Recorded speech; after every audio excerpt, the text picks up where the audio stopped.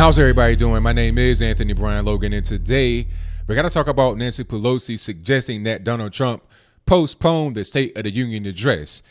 She gave her reasons why she said this. I have my personal opinion about why she said this, but let's get to her reasoning first. She said that because of the government shutdown, there's not enough security for the event. You have furloughs in the Department of Homeland Security and also Secret Service, so the manpower just ain't there to provide security for the event. Now, my opinion about why she said this is because she does not want to be involved. Let's back up a little bit to explain how the State of the Union address actually happens.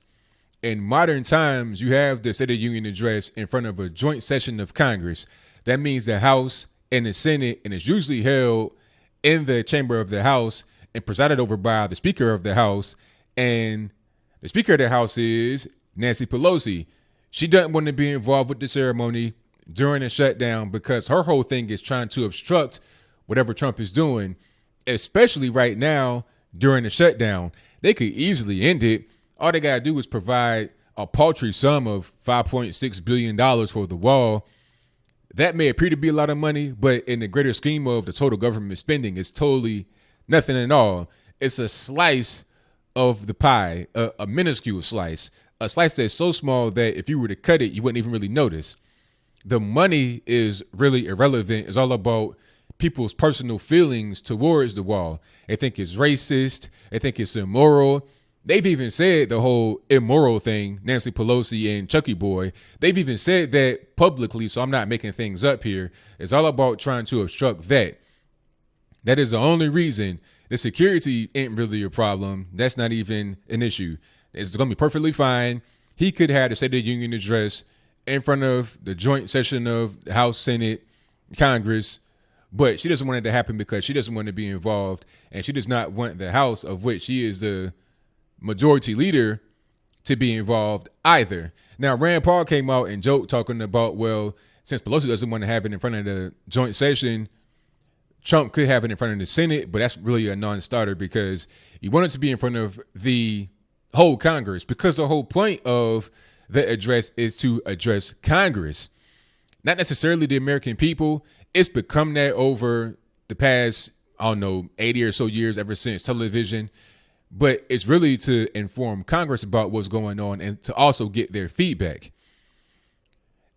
The State of the Union address is required to be had by the Constitution. In earlier years, like right when you first started having them, after the Constitution said you got to have it, it was done in written form. That's why she came out and said, it could be email or something like that. But that's not how we've done it in modern times ever since like the early 1900s, when you've had radio, then television. So to go back to an email kind of thing would just ruin the past almost 100 years of how we've been doing things in the country. So Trump is going to have it. It's just a matter of where. Will it be in front of a joint session of Congress? Will it be in the Oval Office like Nancy Pelosi suggested? Will it be at the border? I mean, that'd be great. You can go to the border with Angel Moms, Border Patrol, and have the State of the Union address right there. Congress will still get the notes. Matter of fact, he could do this. He could send everybody a transcript of the actual State of the Union address after it's been had, so nobody can say, I wasn't informed about what's going on because I didn't watch television. Nah, you get a transcript or pre-written notes about what's going to be said, and then you'll be fine. Everything that you need will be covered in that particular piece of information that you get via email. So everybody's happy. At the end of the day, as I close, Nancy Pelosi and the Democrat-controlled House are doing what I predicted that they would do. Ever since they gained power in the House, they're going to try to obstruct for the next 2 years. I said that. And then I also said that Trump can run his campaign on how the Democrats are going to obstruct. He's going to say the Democrats didn't want the wall, even though we got it. And they had the government on shutdown for like a month. People lost checks, this, that, and the third. This is easily predictable. Trump understands how these people are, in my opinion. That's why he's able to play them the way he's playing them. It's like the whole thing with Clemson. He gave him McDonald's and Domino's Pizza and stuff like that. People on the outside looking in talking about, that's tacky, that's so ghetto. I'm going to pay money in my own pocket to feed these guys. Okay, so you seeing how government is not always needed to help certain individuals. You're able to come out your own pocket and be charitable towards individuals. But that's a whole different story. And for now, I digress. What do you think about Nancy Pelosi saying that Trump should postpone the State of the Union address until after the government shutdown is over?